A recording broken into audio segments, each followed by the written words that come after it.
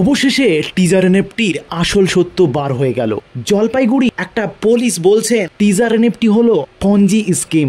আর এই ভিডিওটা ভীষণভাবে ভাইরাল হওয়ার কারণে সবার মন কিন্তু ভেঙে গেছে। তো প্রথমে বলে রাখি যে টিজার এনএফটি এখনো আছে, থাকবে, ছিল। এবার টিজার এনএফটিকে কেন পঞ্জি স্কিম বলেছে উনি কি ভুল বলেছেন? না, উনি ঠিক বলেছেন। তো কিসের জন্য বলেছেন পঞ্জি স্কিম?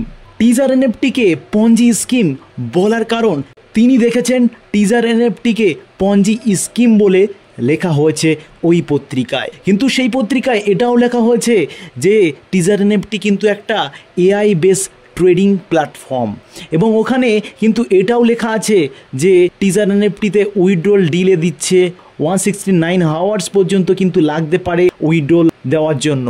তো এই সব কিছু কারণের জন্য পত্রিকাটাই বলেছে। আর সেই পত্রিকার বেসিসে কিন্তু আমাদের পুলিশ অফিসার কিন্তু বলছে আমাদের টিজার এনএফটি কোম্পানিটা একটা পঞ্জি স্কিম। তো তিনি একটা গল্প বলেছেন যে পঞ্জি স্কিমটা কি, সেটা আসলে উনি ঠিকই বলেছেন।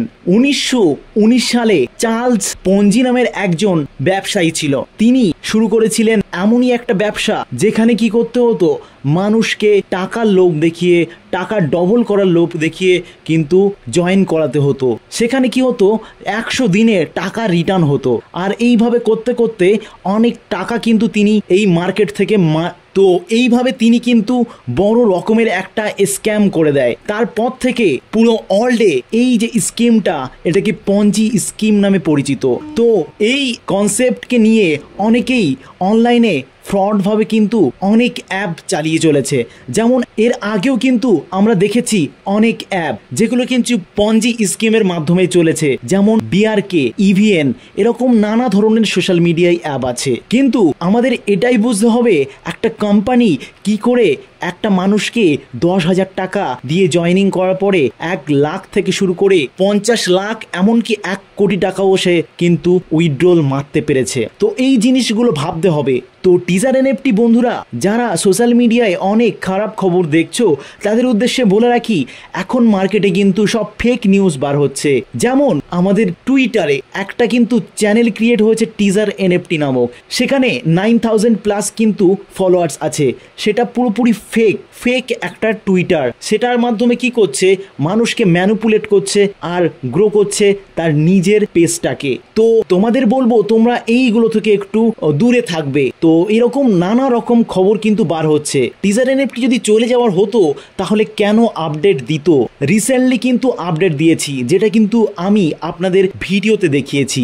বিডের অপশন নিয়ে এসছে, যেটাকে মিন্ট বলে। তা বাদে আমাদের কোম্পানি কিন্তু 15 দিনের টাইম চেয়ে নিয়েছে। তো বর্তমান এই পরিস্থিতিতে দাঁড়িয়ে আমাদের কিন্তু একটু পেশেন্স রেখে 10-15 দিনের যে টাইমটা দিয়েছে সেই টাইম পর্যন্ত অপেক্ষা করা উচিত। আর আমি কিন্তু তোমাদের কোনো রং ইনফরমেশন দিচ্ছি না, আমি সব কিছু অ্যানালাইসিস করার পরেই কিন্তু তোমাদের কাছে ভিডিও আপলোড করে থাকি। তো যদি টিজার এনএফটি অ্যাপটা সত্যিই বন্ধ হয়ে যায়, বা পঞ্জি স্কিম হয়ে থাকে, বা উইথড্রল দেয়, সব খবর কিন্তু আমি তোমাদের পরবর্তী ভিডিওতে জানাবো। আর এর পরবর্তী ভিডিওতে আমি এটাও দেখাবো যে কিভাবে এনএফটিতে বিট করে ইনকাম করবে।